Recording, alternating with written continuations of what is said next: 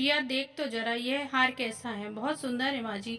किसके लिए है? आज विजय के लिए लड़की देखने जाना है। अगर पसंद आ गई तो शगुन के तौर पर दे दूंगी। ओहो, छोटी बहू के लिए बड़ा लाड़ फूट फूट कर टपक रहा है। मैं तो जैसे भाग कर आई थी। मुझे तो इतना सुंदर हार कभी नहीं दिया। बस प्रिया की यही बातें आभा जी को सुखचैन हर लेती थी। उसके अंदर हमेशा दूसरों से तुलना करने की बड़ी बुरी आदत थी। आभा जी सदा उसे समझाती कि हमेशा अपने से नीचे वालों को देखकर चलना चाहिए।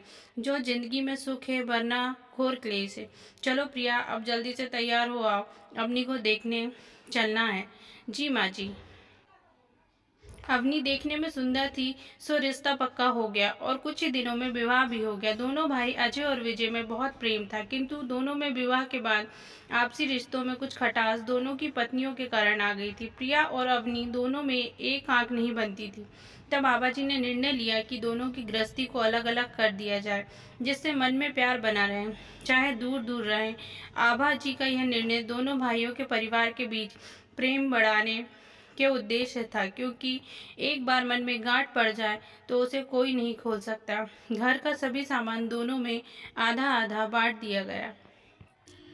प्रिया और अवनी आपस में खुसर फुसर कर रही थी। माँ जी और बाबूजी को कौन अपने साथ रखेगा। प्रिया यानी बड़ी बहू, मैंने तो इन्हें 20 साल झेल लिया, अब मेरे पास बस का नहीं। अब अवनी तुम ही इनके ठहठे सुनना।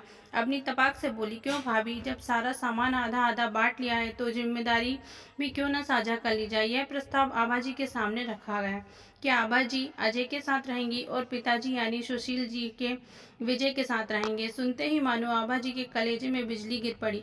जिन सुशील जी के बिना उनका एक पल नहीं कटता, आज यह बच्चे उनके बगैर रहने की बात कर रहे हैं। क्या कभी चांद चांदनी से जुदा हुई है, या भंवरा फूल के बिना जो हम होंगे।